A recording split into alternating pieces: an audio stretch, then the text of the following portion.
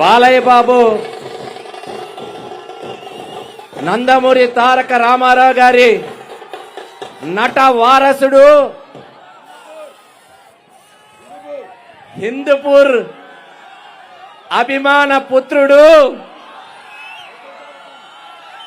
Basavataraka cancer trust కి chairman గా అనేక మంది ప్రాణాలు నిలిపిన మనందరి స్ఫూర్తి ప్రదాత, విశాఖ ప్రశాంత విశాఖని రాబోయే కాలంలో ఎన్డీఏ కూటమి ద్వారా సాధ్యపడేలా బాలకృష్ణ గారి స్ఫూర్తితో రాబోయే ప్రభుత్వంలో తెలుగుదేశం, జనసేన, భారతీయ జనతా పార్టీ ఈరోజు ఈ ప్రభుత్వం చేస్తున్నటువంటి ప్రజా వ్యతిరేక విధానాల్ని తన దైన శైలిలో ఎండగడుతూ రానున్న కాలంలో యువతకి మంచి భవిష్యత్తు కావాలని, మహిళలకు ఒక మంచి స్ఫూర్తి కావాలని ఈ రాబోయే చంద్రబాబు నాయుడు గారి నాయకత్వంలో ఈ రాష్ట్రం ఒక సూపర్ 6 పథకాలతో మన ముందుకు రాబోతా ఉంది. మీరు చూస్తున్నారు, పెన్షన్ 4000 అనగానే ఈరోజు ఆ పెన్షన్ ఇచ్చినటువంటి నందమూరి తారక రామారావు గారు ఈ రాష్ట్రంలో పెన్షన్ ప్రారంభించి దేశంలో ఆదర్శప్రాయం అయితే దాన్ని చంద్రబాబు నాయుడు గారు 2000 వరకు తీసుకెళ్తే జగన్ రెడ్డి ఏమన్నాడు, 3000 అని చెప్పి 3 నెలలు ఇచ్చాడు. అది మీరందరూ గుర్తుపెట్టుకోండి. మన ప్రభుత్వం వస్తుంది, 4000 పెన్షన్ ఆగస్టులో 3 నెలల 1000తో 1000 రూపాయలు పెంచింది, కలిపి 7000 పెన్షన్దారులు అవ్వ తాతలు ఎవరైతే ఈరోజు వృద్ధులు వృద్ధాప్య పెన్షన్ కు ఆధారపడినటువంటి వారికి ఆసరాగా నిలవడానికి ముందుకు వస్తున్నాం. మరి మీ అందరికీ తెలుసు, పేదవాళ్ళని ధనవంతులు చేయాలని, పేదవాళ్ళని సంపన్నులు చేయాలని చెప్పి ఈరోజు తెలుగుదేశం పార్టీ, జనసేన, బీజేపీల ఒక ఉమ్మడి కూటమి తాలూకా ప్రధాన ప్రణాళిక.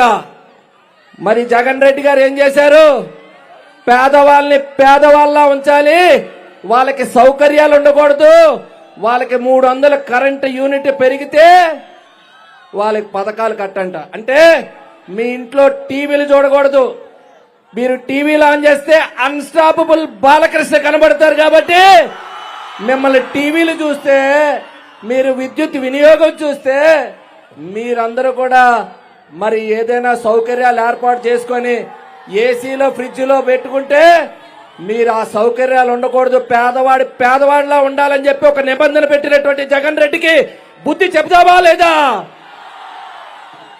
మరి ఈరోజు అప్పులు పెంచి ఆ భారాన్ని అంతటిని మన మీద పెడుతున్నాడు. 10 రూపాయలు ఇచ్చి 100 రూపాయలు దోచేస్తున్నాడు, లెక్కర్లో దోస్తున్నాడు, ఇసుకలో దోచేస్తున్నారు, మైనింగ్ లో దోచేస్తున్నారు. ఆ దోపిడీ డబ్బుతో మరలా మన దగ్గరికే వస్తున్నారు. మనం వడ్డీతో వసూలు చేసుకోవాలి కదా, చక్రవడ్డీతో వసూలు చేసుకోవాలి కదా. దోపిడీదారులు ఏం చేయాలి, విశాఖపట్నాన్ని గంజాయి అడ్డాగా చేసిన వాళ్ళని ఏం చేయాలో మీరు నిర్ణయించుకోవాలి.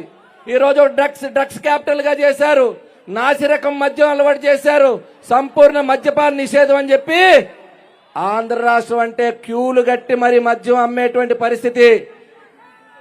ఈ దేశంలో మద్యం వ్యాపారం చేస్తున్న ఏకైక ముఖ్యమంత్రి ఎవరైనా ఉన్నారంటే అది జగన్ రెడ్డి.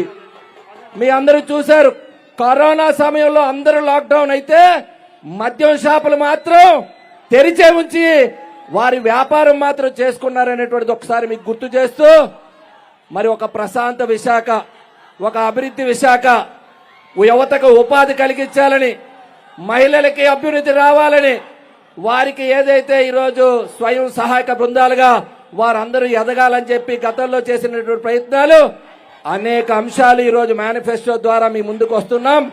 రానున్న రోజుల్లో మరలా విశాఖపట్నం అభివృద్ధి చేయాలనుకుంటే అది నరేంద్ర మోడీ, జనసేన కూటమితో, చంద్రబాబు నాయుడు గారి నాయకత్వంలో అది సాధ్యపడుతుంది మన బాలయ్య బాబు గారి సలహాలు సూచనలతో. రానున్న కాలంలో మన రాష్ట్రం అన్ని రకాల అభివృద్ధి చెందుతుందని మీ అందరికీ మనవి చేస్తూ, మరి ఎక్కువ విషయాలు చెప్పలేం, బాలయ్య బాబు ఉన్నారు కాబట్టి. ఇప్పుడు మన విష్ణు కుమార్ రాజు గారు మాట్లాడతారు.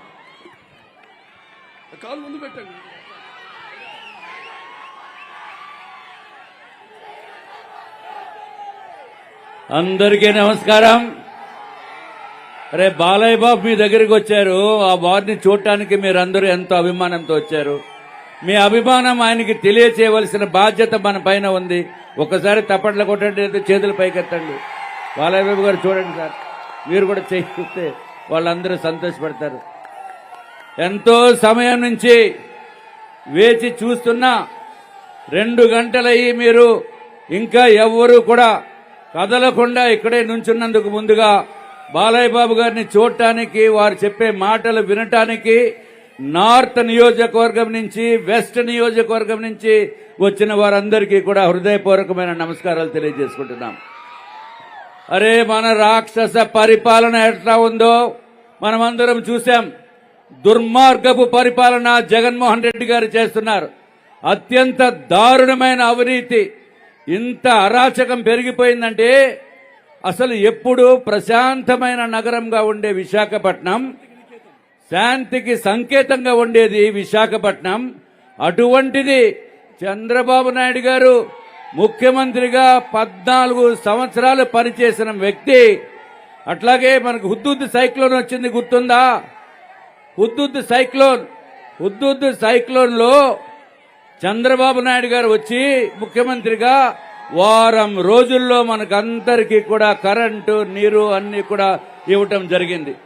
అటువంటి వ్యక్తి చంద్రబాబు నాయుడు గారు విశాఖపట్నం ఎయిర్పోర్ట్ కి వస్తే దుర్మార్గంగా అడ్డుకుని ఆపి కోడిగుడ్లు విసిరి, టమోటాలు విసిరి అరాచకం సృష్టించారు ఒక వ్యక్తి. ఎవరా వ్యక్తి మీకందరికీ తెలుసు. అరాచకం సృష్టించి బయటికి పంపించారు. అట్లాగే నీతి నిజాయితీతోటి ప్రజలకి సేవ చేయాలనే ఉద్దేశంతో పవన్ కళ్యాణ్ గారు జనవాణి కార్యక్రమం గురించి విశాఖపట్నం వస్తే అక్కడ కూడా మళ్ళీ అరాచకం సృష్టించి మళ్ళీ నోవాటెల్ హోటల్కి వచ్చేటప్పుడు ఎన్నో ఇబ్బందులకు గురి చేసి మళ్ళీ నోవాటెల్ నుంచి జనవాణి కార్యక్రమానికి వస్తున్నప్పుడు అక్కడ కూడా అరాచకం సృష్టించిన వ్యక్తి మీకందరికీ తెలుసు. ఎవరా వ్యక్తి? వైఎస్ఆర్సీపీ నాయకుడని చెప్పుకునే వ్యక్తి, నార్త్ నియోజకవర్గంలో కేకే రాజు అనే వ్యక్తి నా పైన పోటీ చేసే వ్యక్తి. అట్లాగే చంద్రబాబు నాయుడు గారిని అన్యాయంగా అక్రమంగా అరెస్టు చేస్తే సంబరాలు చేసుకున్న వ్యక్తి ఈ కేకే రాజు. రాష్ట్రంలోనే కాకుండా దేశంలో కూడా, ప్రపంచం మొత్తం మీద తెలుగు వారు ప్రతి ఒక్కరూ కూడా బాధపడిన రోజు నాడు ఈయన సంబరాలు చేసుకుని క్రాకర్స్ పంచిన వ్యక్తి. అటువంటి వ్యక్తి మన పైన పోటీ చేస్తున్నారంటే నార్త్ నియోజకవర్గ ప్రజలందరూ గుర్తించుకోవాల్సిన విషయం. అరాచకాన్ని మనం ప్రోత్సహించకూడదు. న్యాయం, నీతి, నిజాయితీని, ధర్మాన్ని కాపాడవలసిన బాధ్యత ఉంది. కాబట్టి మీరందరూ కూడా దయచేసి నీతి నిజాయితీగా ఉండి, మనము కమలం గుర్తుపై నేను ఉమ్మడి అభ్యర్థిగా తెలుగుదేశం పార్టీ, జనసేన, భారతీయ జనతా పార్టీ ఉమ్మడి అభ్యర్థిగా నేను పోటీ చేస్తున్నాను నార్త్ నియోజకవర్గంలో కమలం గుర్తుపై.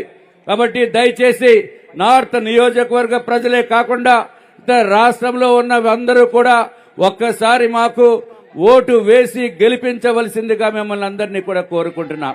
మనం గెలిచిన తర్వాత ప్రశాంతమైన నగరంగా విశాఖపట్నం అద్భుత అభివృద్ధి చేసి, అట్లాగే ఆంధ్ర రాష్ట్రానికి అభివృద్ధి చేసే గొప్ప వ్యక్తి ప్రధానమంత్రి నరేంద్ర మోడీ గారు మనకు తోడు ఉండగా, విజనరీ లీడర్ చంద్రబాబు నాయుడు గారు కాబోయే ముఖ్యమంత్రి, అట్లాగే పవన్ కళ్యాణ్ గారు మన తోడు ఉన్నారు.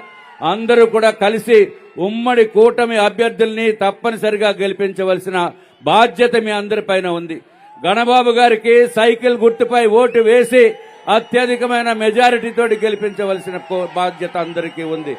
అట్లాగే భరత్ గారు ఎవరో తెలుసా? ఎన్టీ రామారావు గారు ముద్దుల కొడుకు, బాలయ్య బాబు గారు అల్లుడు భరత్ గారు. అట్లాగే ఎన్టీ రామారావు గారు మనవడు ఎంవిఎస్ మూర్తి గారు మనవడు భరత్ గారు. అట్లాగే ఎన్టీ రామారావు గారు కూతురు ముద్దుల తనయ పురంధేశ్వరి గారు మా భారతీయ జనతా పార్టీ అధ్యక్షురాలుగా ఆంధ్ర రాష్ట్రానికి ప్రజలకి సేవ చేయడానికి వచ్చారు. అట్లాగే ఒక పక్కన కూతురు భారతీయ జనతా పార్టీలో ఉంటే రెండో పక్కన బాలయ్య బాబు గారు ఇవాళ విశాఖపట్నం వచ్చి మనల్ని అందరినీ ఉద్దేశించి మాట్లాడి ఈ సైకో ప్రభుత్వాన్ని బయటికి పంపాలి అనేది ఆంధ్ర రాష్ట్ర ప్రజల అభిలాష. కాబట్టి దయచేసి ఒక్కటి గుర్తుంచుకోవలసిన అవసరం ఉంది. ఎవరన్నా ఫ్యాను గుర్తుకి ఓటు వేద్దామని అనుకుంటే అది మన పిల్లల బంగారు భవిష్యత్తుకి ఉరి తాడు వేసిన దాంతో సమానం. పిల్లల భవిష్యత్తు ఉరితాడు వేసిన దాంతో సమానం. ఫ్యాను గుర్తుకు ఎవరన్నా ఓటు వేద్దాం అనుకుంటే ఆంధ్ర రాష్ట్ర భవిష్యత్తు కూడా ఉరితాడు వేసిన దాంతో సమానంగా మనం భావించి తప్పనిసరిగా అందరూ కలిసి మెలిసి తప్పనిసరిగా అన్ని పార్టీలు కూడా కలిసి ఈ సైకో ప్రభుత్వాన్ని బయటికి పంపాలి. అరాచకం అయిపోతుంది అని చెప్పి, లేకపోతే అరాచకం అవుతుందని తెలియజేసుకుంటూ నాకు ఈ అవకాశాన్ని ఇచ్చిన బాలయ్య బాబు గారికి అందరికీ కూడా ధన్యవాదములు తెలియజేసుకుంటూ సెలవు తీసుకుంటున్నాను. నమస్కారం. మన పార్లమెంటు అభ్యర్థి శ్రీభరత్ గారి గురించి ఒక విషయం చెప్పాలి. అత్యున్నతమైనటువంటి విశ్వవిద్యాలయం ప్రపంచంలోనే స్టాన్ఫర్డ్ యూనివర్సిటీలో చదువుకొని విశాఖపట్నానికి అతి పిన్న వయసులోనే ఒక విజన్తో ఎన్నో కేంద్ర పాలిత సంస్థలు ఉన్నాయి విశాఖపట్నానికి. ఈ విశాఖ వాణిని ఢిల్లీలో పార్లమెంట్లో వినిపించాలని ఎంతో ఉత్సాహంతో 2019లో పోటీ చేశారు. మీ అందరికీ తెలుసు, ఈ రోజు ఈ కూటమి తాలూకా ఉద్దేశం రాష్ట్రంలో ఈ ప్రభుత్వానికి తీవ్ర వ్యతిరేకత ఉంది. ఆ వ్యతిరేక ఓటు 3 పార్టీలు కనుక చీల్చుకుంటే మళ్ళా రాష్ట్ర భవిష్యత్తు నాశనం అవుతుంది, యువత భవిష్యత్తు నాశనం అవుతుంది. అందుకనే మరలా అందరూ కలిసి ఈ రోజు ఈ రాక్షస సంహారానికి ముందుకు వచ్చాం.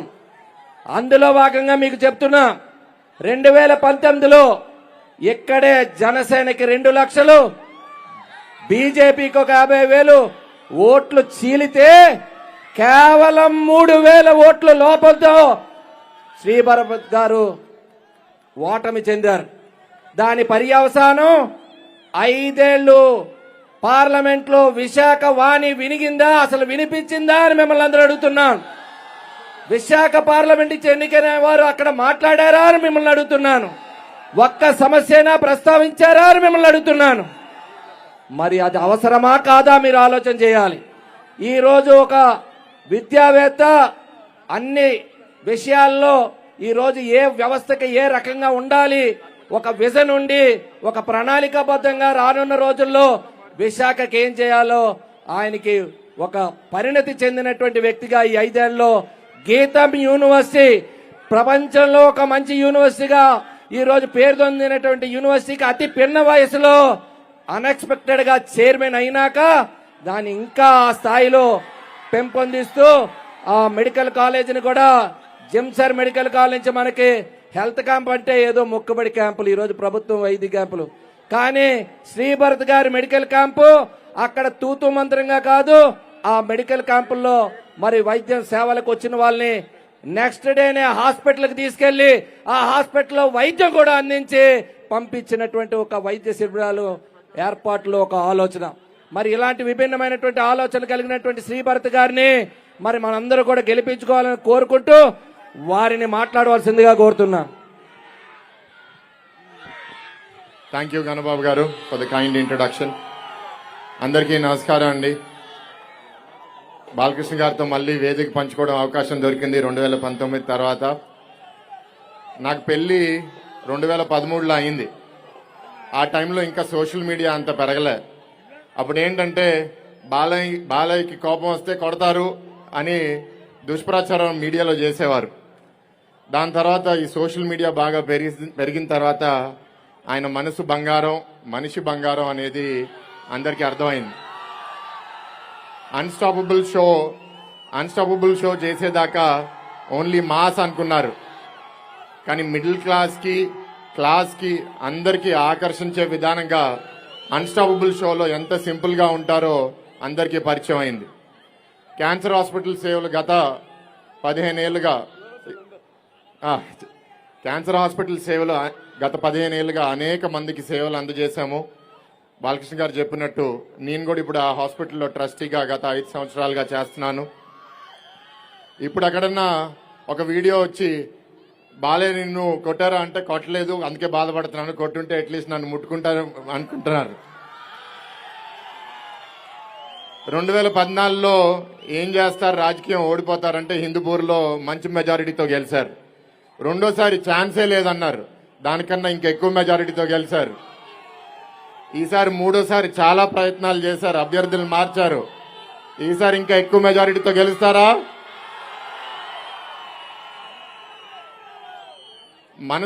మనసు మంచిగా ఉన్నప్పుడు మంచి పనులు జరుగుతాయండి. దానికి బాలకృష్ణ గారే ఉదాహరణ.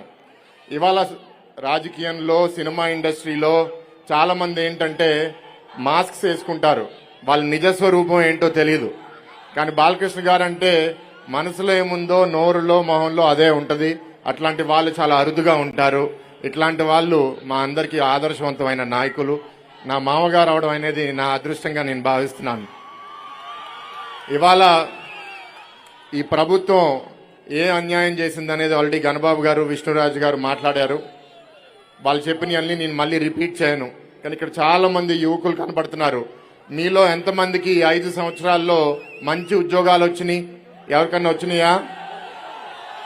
మీలో ఎంతమందికి మంచి ఉద్యోగాలు కావాలో చేతులు ఎత్తండి.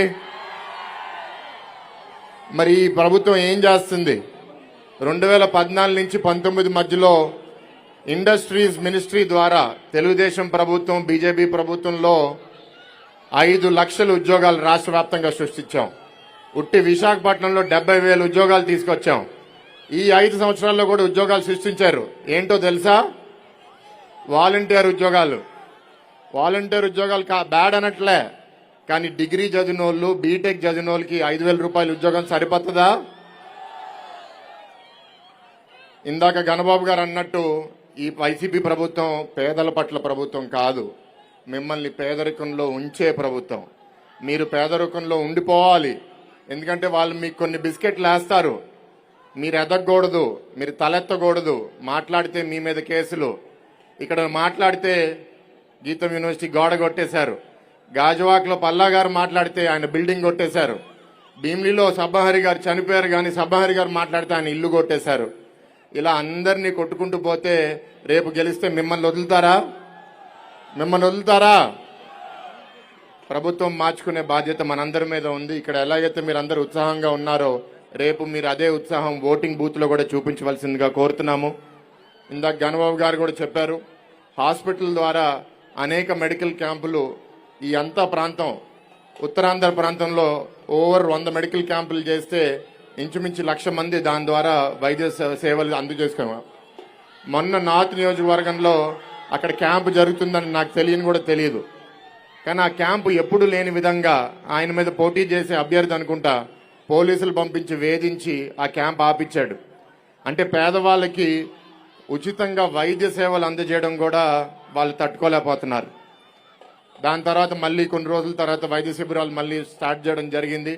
ఇలా చాలా ఆలోచనలు ఉన్నాయండి. లాస్ట్ టైం నేను ఓడిపోయినందుకు నేనేం బాధపడట్లేదు. జనసేన, బీజేపీ విడిగా పోటీ చేశాము. అయితే ఇప్పుడు సర్పంచ్కి నేను చాలా వీధులకు వెళ్ళాను. అక్కడ కార్పొరేటర్లు గెలిచారు. వీధిలో ఒక్క లైట్ పెట్టుకోలేకపోతున్నారు, ఒక డ్రైన్ రిపేర్ చేయలేకపోతున్నారు. నన్ను ఎంపీగా గెలిస్తే నన్ను ఏదన్నా చేయనిచ్చేవారా ఈ ప్రభుత్వం? ఏం చేయనిచ్చేవారు కాదు. అందుకే ఇవాళ నేను గెలవడమో, విష్ణురాజు గారు గెలవడమో, గణబాబు గారు గెలవడమో కాదు, ఈ కూటమిని మనందరం గెలిపించుకోవాలి. ఈ పాలన మారాలి. ఈ పాలన మారితేనే మేము ఏదన్నా చేయగలుగుతాం. మంచి ప్రభుత్వం తీసుకుని రావాలి. ఒక ఎంపీగా ఇక్కడ చాలా చేద్దాం అనుకుంటున్నాము. విశాఖ స్టీల్ ప్లాంట్ ప్రైవేటీకరణ, రైల్వే జోన్ ఎస్టాబ్లిష్మెంట్, ఉద్యోగాల కల్పన, శాంతి భద్రతలు, మీ ఆస్తులు, మీ కుటుంబాలకి గంజాయి సమస్యల నుంచి పరిరక్షించుకోవడం, ఎన్ని పోర్టు కాలుష్యం అవనివ్వండి, ఇప్పుడు వాటర్ సమస్యలు చాలా మంది దగ్గర ఉన్నాయి, ఇవన్నిటి మీద దృష్టి పెట్టలేదు. గతంలో కూడా మీరు ఇక్కడ ఉత్తర నియోజకవర్గంలో, పశ్చిమ నియోజకవర్గంలో తెలుగుదేశం అభ్యర్థులను గెలిపించారు. కానీ గెలిచిన ప్రభుత్వం లేకపోవడం వల్ల మేము చేయలేకపోయాం. కానీ ఈసారి మీ అందరి ఆశీస్సులతో తప్పకుండా మీరు సైకిల్ గుర్తుకి, కమలం గుర్తుకి, గ్లాస్ గుర్తుకి వేసి చంద్రబాబు గారు, పవన్ కళ్యాణ్ గారు, మోడీ గారి నాయకత్వంలో ఈ రాష్ట్రం మళ్ళీ మంచి దారిలో తీసుకెళ్తాం.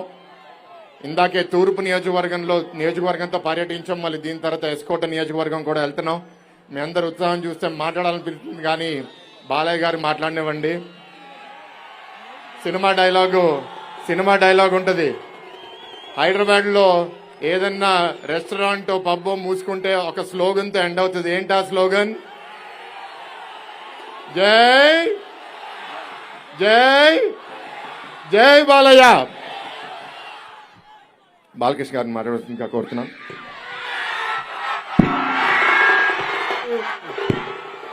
అందరికీ నమస్కారం. బాగుందా దొరువు? కిందకి దిగి స్టెప్ వేయాలని ఉంది. అందరికీ నమస్కారం. ముందుగా అసంపత గణపతి స్వామి, అలాగే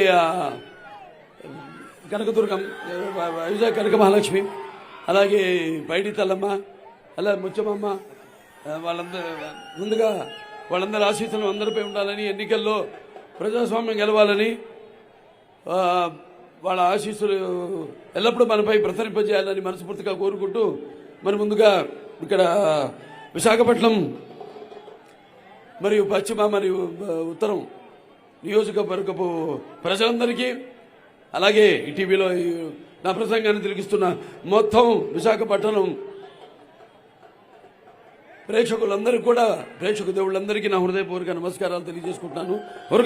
ఉరకలెత్తుతున్న ఉత్సాహంతో మరియు ప్రజా స్వామ్యం పరిరక్షణ కోసం బద్ధకంకణంలో ఇక్కడికి విచ్చేసిన మీ అందరికీ, అలాగే ముఖ్యంగా తెలుగుదేశం పార్టీని ఆశీర్వదిస్తూ నీరాజనాలను సదా అర్పిస్తున్న మా ఆడపడుచులందరికీ, యువతరానికి ప్రతినిధులు, నూతనానికి నాయకులు, భావితరానికి భారతదేశపు మహాశక్తి అయిన తెలుగు యువతరానికి, అలాగే అటు జనసేన నాయకులకు, కార్యకర్తలకు, అలాగే బీజేపీ నాయకులకు, కార్యకర్తలకు, తెలుగుదేశం పార్టీ నాయకులు, కార్యకర్తలకు అందరూ కూడా నా హృదయపూర్వక నమస్కారం తెలియజేసుకుంటూ, ముందుగా నాకు ఇంత ధన్యమైన జన్మనిచ్చి నన్ను మీ అందరి గుండెల్లో ఆయన ప్రతిరూపంగా శాశ్వతంగా నిలిపినందుకు యుగ పురుషుడు, విశ్వవిఖ్యాత నట సార్వభౌమ, విశ్వానికే నట విశ్వరూపం ఏమిటో చూపించిన యుగ పురుషుడు, కారణ జన్ముడు, నా తండ్రి, నా గురువు, నా దైవం ఆ నందమూరి తారక రామారావు గారిని తలుచుకుంటూ, మరి వాళ్ళంతా ఈ యొక్క సభా ప్రాంగణం అంతా కూడా, ఈ యొక్క జంక్షన్ అంతా కూడా పసుపమయం చేసిన అందరూ కూడా, అంటే ముందుగా పసుపంటే శుభ సూచకమంటే, పసుపంటే ఆనందాల వేడుక ఒక ఆహ్వాన గీతం, అలాగే పసుపంటే ఒక మంచి ఆరోగ్యానికి గొప్ప ఆయుర్వేద ఔషధం, అలాగే పసుపంటే మన పసుపు అంటే అది అభివృద్ధికి ఒక నిదర్శనం, మన పసుపంటే ఆ సంక్షేమానికి ఒక నిర్వచనం, అలాగే మన పసుపంటే ఆత్మాభిమానానికి ఒక నిలువెత్తు కేతనం, అలాగే ఎగరేసిన కేతనం, అలాగే మన పసుపంటే మన ఆత్మ గౌరవానికి ఎగరేసిన ఒక కేతనం, అలాగే మన పసుపంటే ఆత్మవిశ్వాసానికి నిజమైన సంతకం మన తెలుగుదేశం. మరి సరే, తెలుగుదేశం పార్టీ ఆవిర్భావం నుంచి కూడా మనం చూస్తే, మరి ఆనాడు ఎన్టీఆర్ అంటే నటనకు నిర్వచనం అంటే, అలాగే ఎన్టీఆర్ అంటే ఒక నవరసాలకు ఒక అలంకారం, అలాగే ఎన్టీఆర్ అంటే నటనకు ఒక విశ్వవిద్యాలయం, అలాగే ఎన్టీఆర్ అంటే ఒక నవశకానికి ఆరంభ మంత్రం, అలాగే ఎన్టీఆర్ అంటే నవజాతికి దైవ సమానం, అలాగే ఎన్టీఆర్ అంటే నానా జాతులకు ఆయన దైవ స్వరూపం, అలాగే ఎన్టీఆర్ అంటే యువతరానికి ఒక ఆదర్శం, అలాగే ఎన్టీఆర్ అంటే నెత్తులు మరిగేలా చేసే ఒక అగ్నికళం, అలాగే ఎన్టీఆర్ అంటే ఆయన జీవితమే భగవద్గీతలా సాగిన ఒక గొప్ప జీవితం. మరి ఆనాడు ఎన్టీ రామారావు గారు పార్టీని స్థాపించి, ప్రతి తెలుగు బిడ్డ, ప్రతి తెలుగు మట్టి గడ్డ కూడా నేను తెలుగు వాడిని బయటకు వచ్చి సగర్వంగా చెప్పుకునే దమ్ము, ధైర్యం, తెగువ, సత్తువ, అహంకారానికి బదులు పెట్టి సానబెట్టి బయటికి తీసుకొచ్చి చెప్పించిన తెలుగుదేశం ఎన్టీఆర్. అలాగనే ప్రతి తెలుగు బిడ్డ బొడ్డు ఊడకముందే రాజకీయ చైతన్యం తీసుకొచ్చిన రాజకీయ మహనీయుడు, మహానుభావుడు ఎన్టీఆర్. అందుకే ఆయన అందరి గుండెల్లో సజీవంగా నిలిచిపోయి నిత్యాభిమాన భూషణుడు అయ్యాడు. అలాగే అందరి మన గుండెల్లో శాశ్వతంగా నిలిచిపోయే ఒక నిత్యామృతాన్ని తాగిన దేవుడిలా మారాడు. అలాగే ఎవరు అంత ఘనంగా బ్రతకలేని ఒక మహనీయమైన జన్మను పొందాడు. అలాగే ఆయన మరణం లేని చిరస్మరణీయుడుగా ఒక గొప్ప జీవితం పొందాడు. ఆయనకి మరణం ఏది, ఆయన నిత్యం వెలిగే ఒక మహోత్తమ మహనీయ జీవన విధానం నందమూరి తారక రామారావు గారు. ఆనాడు మరి రామారావు పార్టీని స్థాపించడం, అలాగే ఈ యొక్క రాజకీయాల పదవులకు దూరంగా ఉన్న బడుగు బలిహీన వర్గాలైతేనేమి, దాడిత పీడిత కులాలైతేనేమి వెనుక, అలాగే ఈ మైనారిటీలకైతేనేమి అందరికీ చేతనిచ్చి వాళ్ళని తీసుకొచ్చి అధికార పదవులతో అలంకరించిన మహానుభావుడు నందమూరి తారక రామారావు గారు. సరే, ఇక ఆయన రాజకీయాల్లోకి వచ్చి ఆయన ఎన్నో సాహసోపేతమైన పథకాలను ప్రవేశపెట్టడం జరిగింది. అందులో ముఖ్యంగా మనం చూస్తే ఎన్టీఆర్ రాజకీయాల్లో రాకముందు వచ్చాక ఆయన ప్రవేశపెట్టిన పథకాలు అందరికీ ఎంతో ఉపయోగకరమైనవి, ఎంతో ఆమోదకరమైనవి. మరి ఏ పార్టీ అయినా సరే ఆ పథకాలను ప్రవేశపెట్టి అమలు చేయాల్సిందే తప్ప, లేకపోతే వాళ్ళ పార్టీ పప్పం గడదు. That is NTR. అందుకే ఎన్టీఆర్ అంటే పేదల బాధ తెలిసిన, పేదవాడి ఆకలి బాధ తెలిసిన అన్న ఆయనే. అలాగే ఒక పేదవాడి బాధ తెలిసిన అన్న ఆయనే. అలాగే ఈ యొక్క జనానికి భవిష్యత్తు ఇచ్చిన అమ్మ ఆయనే. అలాగే ఆయనకు అండగా నిలిచిన ఆడపడుచులందరికీ ఆర్థిక స్వాతంత్రం ఇచ్చిన అన్న కూడా ఎన్టీఆర్. ఎన్నో ఈ యొక్క పథకాలు ప్రవేశపెట్టారు. మా దాంట్లో సరే అన్నది తెలిసినవి ముఖ్యమైనవి ఈనాడు యువతరం తెలుసుకోవాల్సింది. ఎందుకంటే మన చరిత్ర చాలా గొప్పది. ఆ చరిత్రకు మరి మనం గౌరవించి ఒక అభినవ అంబేద్కర్ అయితేనేమి, లేకపోతే ఒక అభినవ భగీరథుడు అయితేనేమి, అది ఎన్టీ రామారావు గారు. ఆనాడు తెలుగు గంగ అయితేనేమి, హెచ్ఎన్ఎస్ఎస్ అయితేనేమి, గాలేరు నగరి అయితేనేమి, ఇలాంటివి ఎన్నో. అలాగే ఆడవాళ్ళకి ఆస్తులు, తండ్రి ఆస్తులు సమానోక్యం ఇవ్వడం అయితేనేమి, ఇలాంటివి ఎన్నెన్నో కార్యక్రమాలు ఆనాడు చేపట్టడం జరిగింది. అలాగే మహిళల కోసం విశ్వవిద్యాలయం, పద్మావతి విశ్వవిద్యాలయం. ఎందుకంటే విశాఖపట్నం అన్నది ఒక విద్యాలయం. ఇక్కడ ఆంధ్ర యూనివర్సిటీ ఉంది. అలాగే ఎంతో మంది కళలకు కాణాచి ఈ ఉత్తరాంధ్ర, ఇటు విశాఖపట్నం అయితే, విజయనగరం అయితే, లేకపోతే శ్రీకాకుళం జిల్లాలు అయితేనేమి, కళలకు కాణాచి. ఎంతో మంది కళాకారులు ఇక్కడి నుంచి, ఎంతో మంది విప్లవకారులు ఇక్కడి నుంచి, ఒక గురజాడ అయితేనేమి, ఒక సిసి గారు అయితేనేమి, అందరూ కూడా పుట్టిన ప్రశస్తమైన ప్రాంతం ఈ ఉత్తరాంధ్ర. అటువంటి మరి ఆనాడు మహిళలకు ఒక తిరుపతిలో ఈ విశ్వవిద్యాలయం స్థాపించడం అయితే క్యాపిటేషన్ ఫీజు రద్దు చేసి అందరికి తీసుకోవడం ఏంటి, పేదలకే అందుబాటులో ఉన్న ఉన్నతమైన విద్యను తీసుకోవడం ఏంటి పేదవారికి. అలాగే రైతుల కోసం హార్స్ పవర్ యూనిట్ పవర్ 50 రూపాయలకి ఇవ్వడం అయితేనేమి, భూమి శిస్తు రద్దు చేయడం అయితేనేమి, మండలాలు ఏర్పాటు చేయడం, ప్రజల వద్దకు పాలన తీసుకోవడం అయితేనేమి, అలాగే ఈ యొక్క క్రాంతీయ పథకం కింద గ్రామాలకు సకల మౌలిక సదుపాయాలు కలగజేయడం అయితేనేమి, అలాగే రైతుల కోసం ఆనాడు సింగిల్ విండో సిస్టమ్ పెట్టి సహకార సంఘం కింద అన్ని ఒకే చోట లభ్యమయ్యేటట్టయితేనేమి, అలాగే పట్టణాలంటే సుందరీకరించడం అయితేనేమి. ఇక్కడ ఊడా పార్క్ ఉంది, నందమూరి తారక రామారావు సాగర తీర విరామం. అది ఆనాడు మనందరూ కూడా బాగుండాలి, మన పరిసరాలు బాగుండాలి, మనం బాగుంటేనే మన ఆలోచనలు బాగుంటాయి.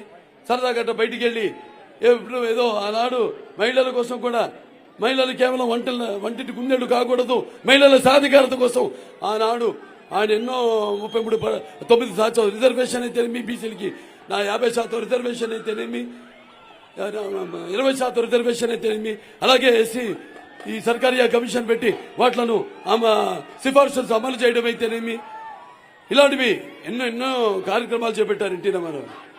తర్వాత మన చంద్రబాబు నాయుడు గారు ఒక గౌతమిపుత్ర శాతకర్ణిలాగా, అంటే మనం చెప్పుకోవాలి మరి చరిత్ర గురించి. కాకతీయుల కరవాలాలు కథం తొక్కిన ఓరుగంటి నేను గంట చూసినప్పుడు తెలంగాణ సీమ సింహాన్ని బాలచంద్రుడు పేగులు మూట కట్టి పోరాడిన గడ్డ మీద అడుగు పెట్టినప్పుడు నేను పలనాడు సీమ సింహాన్ని, బొబ్బులి పులి దాంట్లో పాపారాయుడిని ఉద్వేగంతో తలుచుకున్నప్పుడు నేను బొబ్బులి సీమ సింహాన్ని, నాటు బాంబుల వేట గొడవల హింసావాదుల్ని నన్ను ఎర్ర చేసి చూసినప్పుడు నేను రాయలసీమ సింహాన్ని. కావాలయా అప్పుడప్పుడు నేను ఎన్ని సినిమాలు షూటింగ్ చేశాను ఇక్కడ వైజాగ్ లో. నేను చేసిన సినిమాలు బహుశా ఏ హీరో చేస్తుంటాడు జనంలో. పైగా మీరు చూసుంటారు లెజెండ్ అయితేనేమి ఇవన్నీ. ఆనాడు డూప్ కూడా లేకుండా గుర్రంతో అద్దాన్ని పగలగొట్టుకు, అది ఉత్తరాంధ్ర ఒక పౌరుషం. ఈ నేల మీద అడుగు పెడితే చాలు.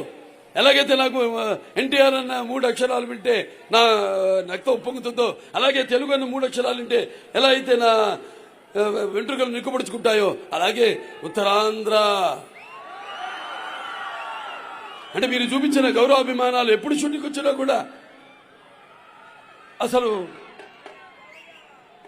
నన్ను నేను మర్చిపోయి ఇదే నా పుట్టిన ఊరుగా నేను భావించి, మీరు అంటే అభిమానానికి ఇచ్చిన ధనం నేనేం సంపాదించలేదు, నా దగ్గర నుంచి ఏం ఆశించారు. మీరు ఓ మంచి సినిమా ఒక నటుడిగా ఆదరించారు. నా సినిమా ద్వారా ఒకటి మాత్రం నేను ఎప్పుడు వాటి గురించి ఆలోచిస్తుంటాను. సినిమా అనేది కేవలం మరి ఒక మనం వేసుకుంటున్న బట్టలు కానీ నిత్యపు వస్తువు కానీ, నా సినిమాలు అనేవి ఆ సినిమా ద్వారా ఎప్పుడు ఒక సందేశాన్ని ఇవ్వాలి, ఒక ఆలోచన రేకెత్తించాలి. ఆనాడు సమాజమే దేవాలి, ప్రజల దేవుళ్ళు. నేను అందులో ఒక అర్చకుండి అని రామారావు గారు ఇన్ని పాత్రలు వేస్తారు. ఆయన పౌరాణికాలు చేస్తే ఆయన నటిస్తుంటే పౌరాణికాలు ప్రాణం పోసుకున్నాయి, జానపదాలు జావలీలు పాడాయి, అలాగే ఈ యొక్క సాంఘికాలు సామాజ పరిగమనాలు అయ్యాయి, పచ్చం పదులెక్కింది, పాట నాటు నేర్చింది, కళామతాన్ని గలగల నమ్మిడింది, కన్నుల పండుగ చేసుకుంది, గలగల నమ్మింది.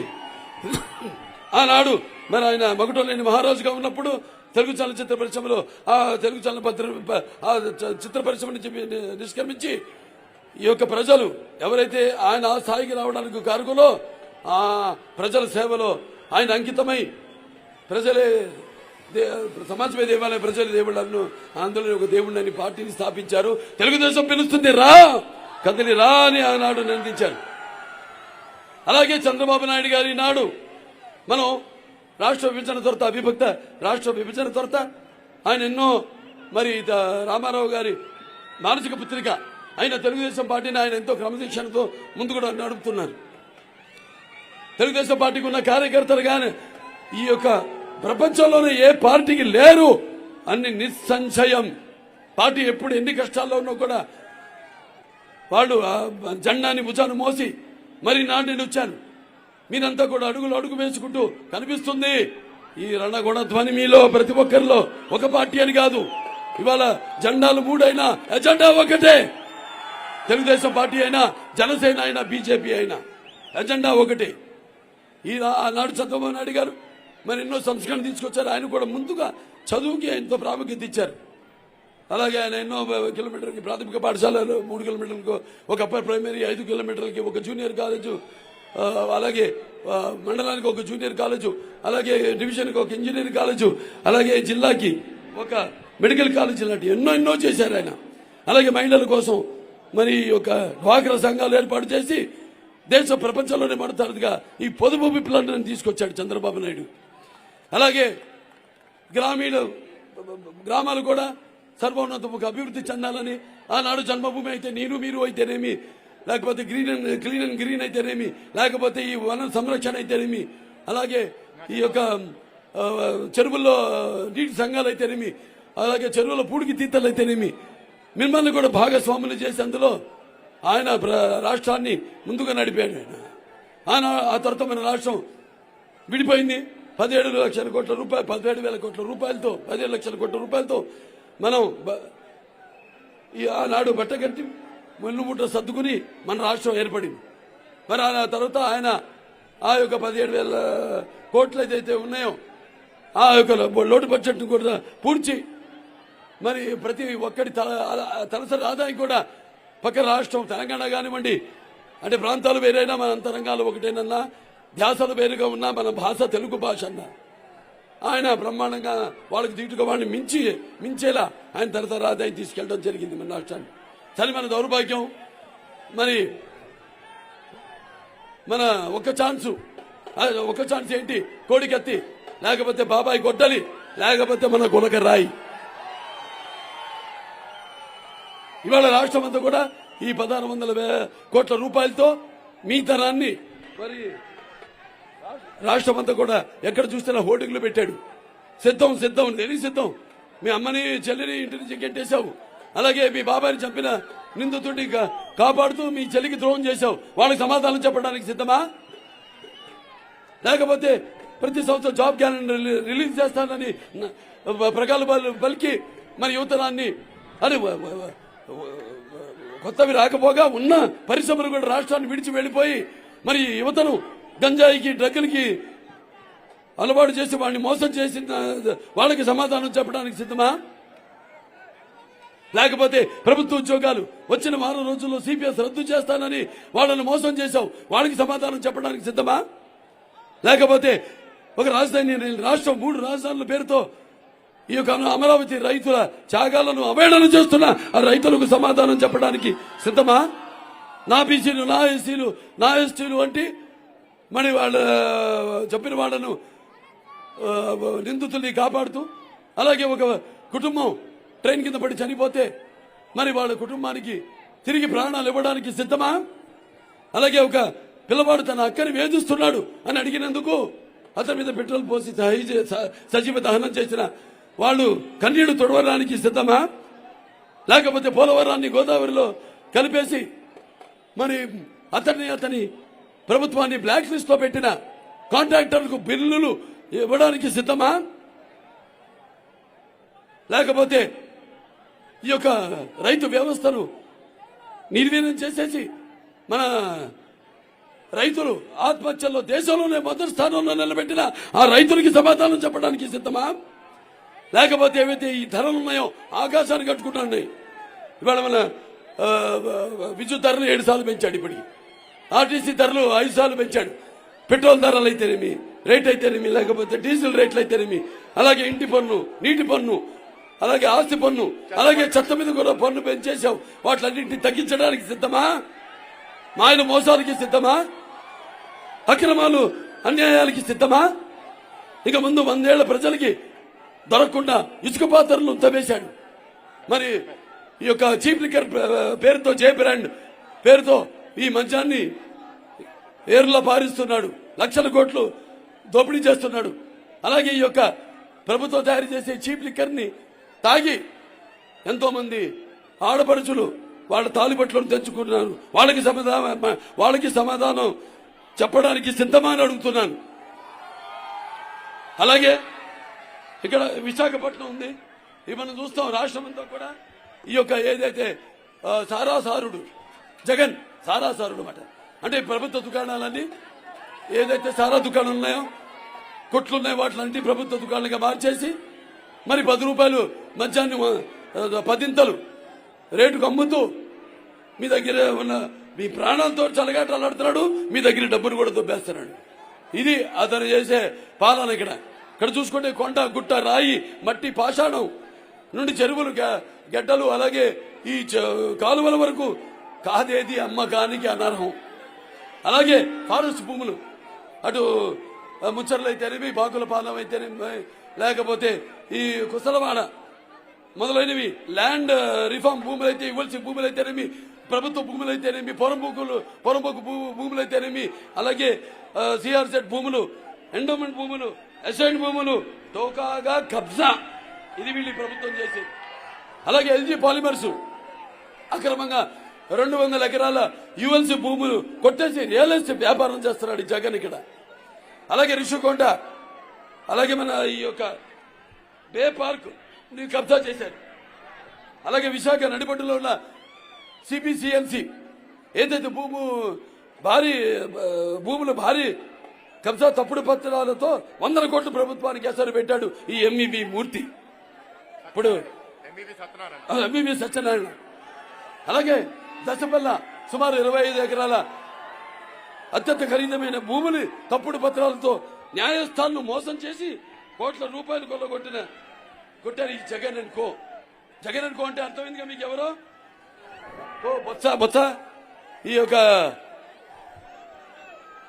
ఎస్వి సుబ్బారెడ్డి, విజయసాయి రెడ్డి అండ్ జగన్ దుష్ట తత్తుష్టయం వీళ్ళు నలుగురు కలిసి జగన్ అండ్ కో. దాంతో విశాఖ నగరంలో మహిళల కోసం మరి 38,000 కోట్ల రూపాయలు విలువ చేసే 62,000 ఇల్లు పట్టాలు ఆనాడు చంద్రబాబు నాయుడు గారు మంజూరు చేశారు, పంచిపెట్టారు. మరి ఈ ప్రభుత్వం ఇవాళ సుమారుగా 40,000 కోట్ల రూపాయల భూమిని దోచుకుంది. అలాగే ప్రభుత్వ ఆస్తులను తాకని పెట్టిన ఘనత జగన్ రెడ్డిదే. 25,000 కోట్ల రూపాయలకు విశాఖపట్నం తాకట్టు పెట్టాడు. ఇలా చూసుకుంటూ పోతే అలాగే మన పార్లమెంట్ మెంబర్లందరినీ గెలిపించమన్నాడు, గెలిపించాము. మరి గెలిపిస్తే చేసింది ఏమిటి? ఏమీ లేదు. అక్కడ స్టీల్ ప్లాంట్, రైల్వే జోన్ తేవడంలో విఫలం అయ్యారు. ప్రత్యేక హోదా లేదు. అలాగే కేంద్రం నుంచి నిధులు రాబట్టుకోలేకపోయారు. ఇవాళ బయట అప్పు తీసుకొస్తే కానీ ప్రభుత్వ ఉద్యోగులకు కూడా ఇవాళ జీతాలు ఇవ్వలేని పరిస్థితి మన రాష్ట్రంలో. అలాగే ఇవాళ చేసిన అప్పు సుమారుగా 8 లక్షల కోట్ల రూపాయలు. మరి ఖర్చు పెట్టేదేమో 2.5 లక్షల కోట్ల రూపాయలు.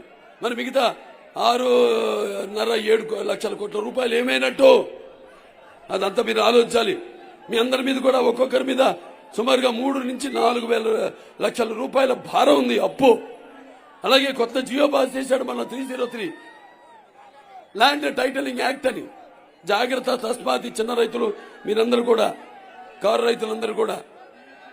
అతని ఉద్దేశం ఏంటంటే ఈ పాస్బుక్ల మీద మన ఆంధ్ర రాష్ట్ర ముద్ర కాకుండా తన ముద్ర ఎలా ఉంటుందో అతని ముద్ర తెలుసుగా.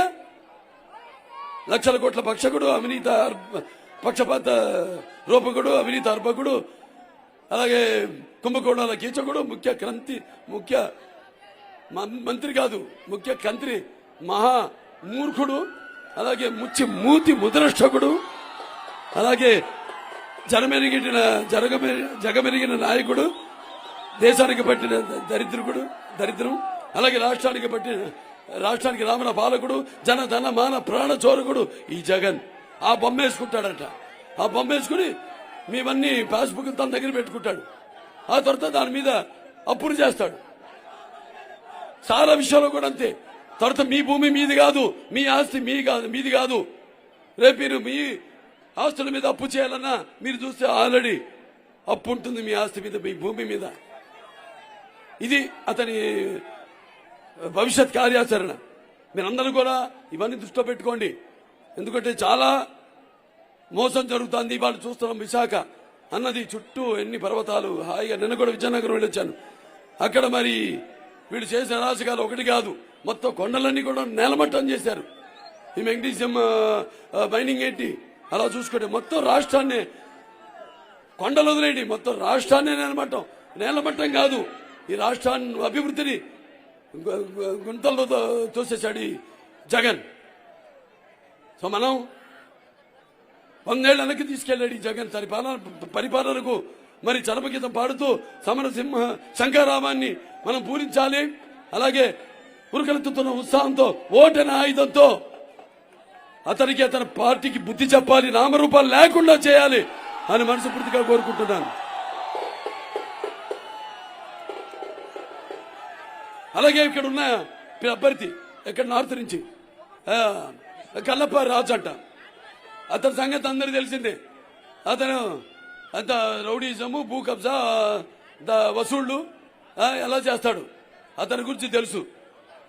కాబట్టి మీకు ఒక్కటే మీరు ఆలోచించవలసింది, మీకు అభివృద్ధి కావాలా, అరాచకం కావాలా, మీకు సంక్షేమం కావాలా, లేకపోతే విధ్వంసం కావాలా, మీకు ఒక సమర్థమైన పాలన కావాలా, ఒక చీడ రాజ్యం కావాలా, ఒక రాక్షసుడు రాజ్యం కావాలా, లేకపోతే మీకు ఒక స్వర్ణ యుగం కావాలా, లేకపోతే ఒక చీకటి రాజ్యం రాజయుగం కావాలా అని తేల్చుకోవాల్సింది మీరు. కాబట్టి ఇవన్నీ దృష్టిలో పెట్టుకుని ఇంకా ఎన్నెన్నో చాలా రాజకీయాలను చెప్పుకుంటూ పోతే సమయపాపం పాటించాల్సి ఉంది. ఇంకా అటు ఎస్కోట్ దాకా వెళ్లాల్సి ఉంది నేను. అలాగే నాకు తెలుసు ఆల్రెడీ కనిపిస్తుంది ఒక్కొక్కళ్ళ ఒక ఆ చైతన్యం ఏదైతే 82లో ఇప్పుడు 83లో పార్టీ పెట్టారో ఆనాడు ఒకటే మీకు చెప్పేది, ఇవాళ ఆ ఒక రాక్షసుడిని విధ్వంసం చేయడానికి మొత్తం అందరూ ఒక కూటమిగా ఈనాడు కలిశాం. తెలుగుదేశం, జనసేన, బీజేపీ ఈ కూటమి శక్తిని ఎదుర్కొనే శక్తి ప్రపంచంలో ఎవరికి లేదు లేదు లేదు. ఈ కూటమి అన్నది ఒక నిప్పుల ఉప్పెన, ఈ కూటమి అన్నది ఒక అగ్నిపర్వత విస్ఫోటన, ఈ కూటమి అన్నది ఒక పాశుపతాస్త్రం. అర్జునుడికి అంబుల పొదిలో బాణాలు అయిపోయిన అప్పుడల్లా మళ్లీ బాణాలు ప్రత్యక్షమవుతాయి. అలాగే ఆనాటి ఏదైతే రామారావు గారు మన నరాల్లో ప్రవహిస్తుంది పసుపచ్చ రక్తం, అవతల వాళ్ళ ఎరుపు రక్తం కళ్ళ చూడాలి. ఎవడో మీకు ఎదురొచ్చిన వాడికే రిస్క్, ఎవరికి మీరు ఎదురెళ్ళినా వాడికే రిస్క్. అది మీరు ఇప్పుడు నిరూపించాలి. మళ్ళీ మన రాష్ట్రానికి పూర్వ వైభవం పునరావృతం చేయాలి. మళ్ళీ మీ అందరి పేర్లు కూడా భారత చరిత్ర ఇతిహాస పుటలలో సువర్ణాక్షరాలతో లిఖించబడినట్ల చరిత్ర సృష్టించాలన్నా మేమే, దాన్ని తిరగరాయాలన్నా మేమే, దాన్ని తిరగరాయాలి మీరు ఒకళ్ళు ప్రతి ఒక్కరిని కోరుకుంటూ, మరి ఈనాడు చాలా మీ ఉనికి, అలాగే మీ భవిత, రాష్ట్ర భవిత, మన భావి తరాల భవిత అంతా కూడా ఈ ఎన్నికల రణరంగం మీదే ఆధారపడింది. నా కార్యాతుర నా సుఖం నా నిద్ర. కళ్ళు మూసుకుంటే కనేది కళ, కళ్ళతో అభినయించేది కళ. నిద్రపోతున్నప్పుడు కనేది కళ, నిద్రపోతున్న సమాజాన్ని మేల్కొల్పేది కళ. ఆ ఎన్టీ రామారావు గారిని స్ఫూర్తిగా చూసుకుని ఏదైతే అకుట దీక్ష ఆయన ఆనాడు అంటే ఎటువంటి ఎదురైన పరిస్థితులు కూడా ఎటువంటి వాటికి తల వంచక ముందుకు సాగిన ధీరోదాత్తుడు ఆయన. అలాగే మన అభివృద్ధి ఉనికిని ఎలాగైతే ఆనాడు నేను చెప్పాను మన గౌతమ బుద్ధ శాతకర్ని నిలిపాడో, దాన్ని కాపాడాడో, దాని తర్వాత దాన్ని మొత్తం అందరికీ తెలిసేలా చేశాడు. అలాగే మనంతా కూడా ఈనాడు ఇలాగే ఉరుకులెత్తుతున్న ఉత్సాహంతో ఈ ప్రజాస్వామ్యంలో ఈనాడు మనకున్న ఆయుధం ఓటు. ఆ ఓటుని సద్వినియోగం పరుచుకుని మరి మీ ఉద్దేశాలను ప్రతిబింబించేసే ప్రజాస్వామ్య సంరక్షణ కోసం సరైన ప్రతినిధుల్ని ఎన్నుకొని స్థాపన కోసం, సమాజంలో ఉన్న వ్యత్యాసాలను తొలగించడం కోసం, అలాగే సామాజిక న్యాయం అందరికీ అందించడం కోసం వినియోగించవలసిన పరమ పవిత్రమైన సాధనం ఓటు. ఆ ఓటును మీరు రేటు కట్టి వెలగట్టి మీ యొక్క స్వార్థాలకో లేకపోతే మీ యొక్క స్వలాభాలకో వినియోగించుకున్నారంటే అది మీ ఓటుని మీరు అగౌరవపరిచినట్టు అవుతుంది. అలాగే మీ యొక్క స్వాతంత్రాన్ని, మీ యొక్క ప్రజాస్వామ్యాన్ని మీరే హత్య చేసినట్టు అవుతుంది.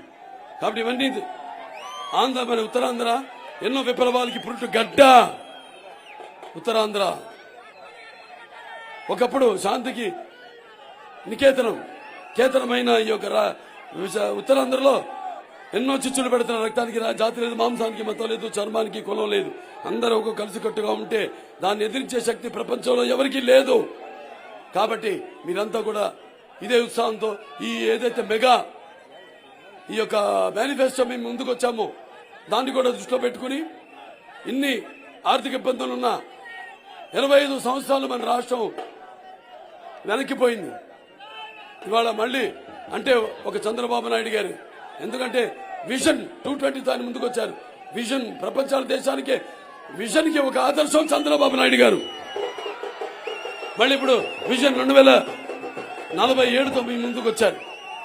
ఈ మేనిఫెస్టోలో ఎన్నో ఉన్నాయి, ఎన్నో పొందుపరిచారు. మహిళల నుంచి డ్వాక్రా మహిళలకి అయితేనేమి 3 లక్షల నుంచి 10 లక్షల దాకా వాళ్ళకి వడ్డీ లేని రుణాలు అయితేనేమి, మహిళలకి 3 గ్యాస్ సిలిండర్లు అయితేనేమి ఉచితంగా సంవత్సరానికి, మహిళలు ఆర్టీసీలో ఉచితంగా ప్రయాణం చేయడం అయితేనేమి, ప్రతి చదువుకునే బిడ్డకు కూడా ఎంతమంది బిడ్డలు ఉంటే అంతమందికి 15,000 రూపాయలు ఇవ్వడం అయితేనేమి, అయితే ప్రతి మహిళకు కూడా 1,500 రూపాయలు ఇవ్వడం అయితేనేమి, అలాగే యువతలు ఉన్నారు వాళ్ళందరికీ మొత్తం 20 లక్షల ఉద్యోగాలు కల్పన చేస్తామని, అలాగే ఉద్యోగ భృతి 3,000 రూపాయలు ఇవ్వడం, అలాగే మన రైతన్నలు ఉన్నారు వాళ్ళందరూ కూడా సంవత్సరానికి 20,000 రూపాయలు పింఛన్ను. ముఖ్యంగా ఆనాడు ఎన్టీ రామారావు మొట్టమొదటిసారి మొదలు పెట్టారు పింఛను, వృద్ధాప్య పింఛను 30 రూపాయలు అప్పుడు.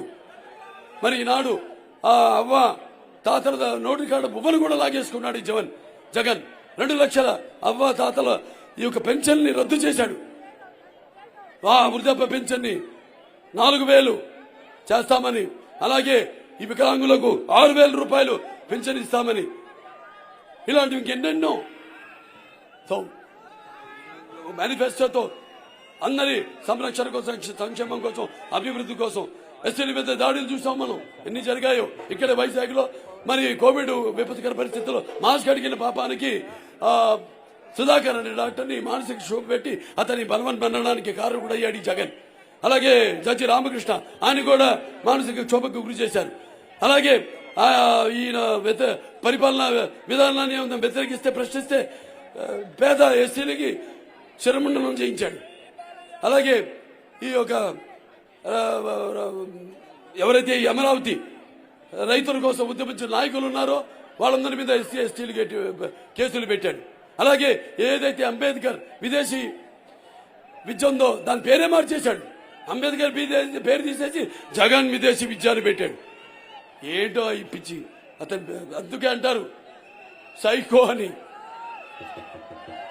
సైకో పోవాలి, మన కూటమి గెలవాలి, సైకిల్ అధికారంలోకి రావాలి, మళ్ళీ అందరికి కూడా వాళ్ళ సంక్షేమం కోసం జవాబుదారీ ప్రభుత్వం, వాళ్ళ యొక్క అభ్యున్నతి కోసం పథకాలు అన్ని రచించి వాడు చంద్రబాబు నాయుడు గారు ఆయనకున్న తెలివితేటలు, ఆయనకున్న అనుభవం ఇతేనేమి, ఆనాడు అవిభక్త ఆంధ్ర రాష్ట్రం విడిపోయాక ఎన్నో ఆర్థిక ప్రణాళాలను రూపొందించి ఆయన సృష్టించి, వనరులను సృష్టించి ఇక్కడ మూడు సదస్సులు పెట్టారు. ఇక్కడ ఆర్థిక సదస్సులు ఏమొచ్చింది? ₹1 రాలా.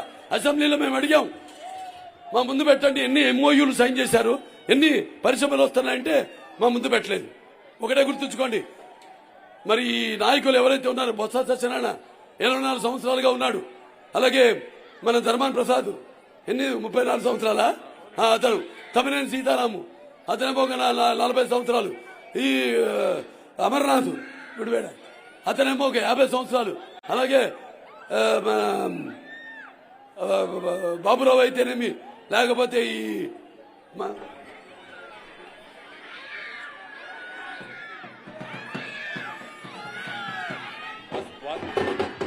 అవంతి శ్రీనివాస్ అయితేనేమి,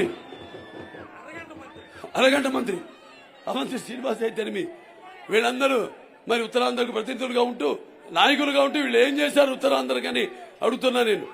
కాబట్టి మీరందరూ గతంలో చేసిన అభివృద్ధి కార్యక్రమాలు, సంక్షేమ పథకాలన్నీ కూడా దృష్టిలో పెట్టుకుని మీ భవిత కోసం, మీ యొక్క రాష్ట్ర భవిత కోసం, మీ యొక్క భావితరాల భవిత కోసం ఒకటి సైకిల్ గుర్తుకి మా అల్లుడు, మీ అందరికి నేను అల్లుడు, ఏం ఆడపడుచు, మీకు అన్నగారు అయితే నేను అవుతా మీకు.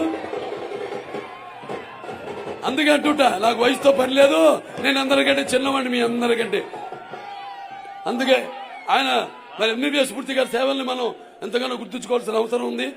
ఆయన మొత్తం పార్టీకి ఒక తలలో నాలుకగా, అలాగే ఎన్నోసార్లు ఒక ప్రజాప్రతినిధిగా, అటు రాజ్యసభ మెంబర్గా, లోక్సభ మెంబర్గా అయితేనేమి ఎన్నలేని సేవలు అందించారు. వాళ్ళ గీతం ప్రెసిడెంట్ గా ఆయన ఉన్నారు. అలాగే మా Basavatarak Indo American cancer hospital research institute లో బోర్డు మెంబర్ గా ఉన్నారు, డైరెక్టర్ గా ఉన్నారు. ఆయన మా పెద్దమ్మాయితో పాటు, బ్రహ్మణితో పాటు ఇలా అటు ఎన్నో సేవలు అందిస్తారు. ఫ్యూచర్ అంటే భవిష్యత్తు రాజకీయ నాయకులు ఎలా తయారవ్వాలో ఈ యొక్క పబ్లిక్ పాలసీ సబ్జెక్టు కూడా ప్రవేశపెట్టారు మన దేశంలోనే మొదటిసారి. అది మనకు కావాల్సిన ముందు చూపు. మన భవిష్యత్ తెలుగుదేశం పార్టీ నాయకులను, కార్యకర్తల నుంచి నాయకులు పుడతారు. ఆ శుశ్రూషణ, ఆ శిక్షణ ఇచ్చే కోర్సుని ప్రారంభించారు. సో యువకుడు అందరికి ఎప్పుడు అందుబాటులో ఉండే ఎంతో ఓర్పు, నాకంటే చాలా ఓర్పు ఉంది. సో ఆయన్ని మీరు మూర్తి గారు అందించిన సేవలు అయితేనేమి, ఆయనకున్న క్వాలిఫికేషన్స్ అయితేనేమి అన్ని కూడా దృష్టిలో పెట్టుకుని రేపు ఈ రానున్న ఎన్నికల్లో మీ యొక్క ఓటు సైకిల్ గుర్తుకే వేసి మన తెలుగుదేశం పార్టీ ఇక్కడ ఎంపీ అభ్యర్థి అయిన మతుకుమల్లి శ్రీభరత్ గారిని, అలాగే మన తెలుగుదేశం పార్టీ ఇక్కడ ఉత్తర అభ్యర్థి అయిన బీజేపీ అభ్యర్థి అయిన మన విష్ణుకుమార్ రాజు గారిని కమలమ్మ గుర్తుకే మీ ఓటు వేసి, అలాగే మన తెలుగుదేశం పార్టీ పశ్చిమ అభ్యర్థి అయిన గణబాబు గారిని సైకిల్ గుర్తుకే మీ ఓటు వేసి అందరినీ కూడా గెలిపించవలసిందిగా మనస్ఫూర్తిగా కోరుకుంటూ, నాకున్న జ్ఞాన సంపదలో బ్రాహ్మణుణ్ణి, ఐశ్వర్యంలో వైశ్యుణ్ణి, మంచిగా మాలని మంచి చేతులు తిరిగే మాదిగాని, కష్టాల్లో ఉన్న కమ్మరిని కొమ్మరిని కంసాన్ని నడుచుకునే నాయ బ్రాహ్మణుని, కలుగిత కార్మికుడిని, కల్మషంలోని యాదవుని, ఆపదలు ఆదుకునే వెలమని, వ్యక్తిత్వంలో రాజుని, అమ్మనమనిపించే కమ్మని, పౌరుషంలో రెడ్డిని, భుజోపలంలో మీ కాపుని, సదా ఒక కళాకారుడిగా ఇవాళ హిందూపూర్ ప్రజలారు 2 సార్లు గెలిపించారు. 3 హ్యాట్రిక్లు కొట్టి 3 హిట్లు కొట్టాం. హ్యాట్రిక్ ఒకండ వీరసింహారెడ్డి, తర్వాత మొన్న ఈ భగవంత్ కేసరి, నేలకొండ భగవంత్ కేసరి. ఇప్పుడు నా హిందూపూర్ నియోజకవర్గ ప్రజలకు ఆశీస్సులు, కళాకారుడుగా మీ అందరి ఆశీస్సులు కూడా సదా నా వెంట, నీడలా నా వెంట ఉంటుందని ఆశిస్తూ, నమ్ముతూ నేను ఇక్కడ సెలవు తీసుకుంటున్నాను. జై తెలుగుదేశం, జై తెలుగుదేశం, జై తెలుగుదేశం, జై జనసేన, జై జనసేన, జై జనసేన, జై బీజేపీ, జై బీజేపీ, జై బీజేపీ.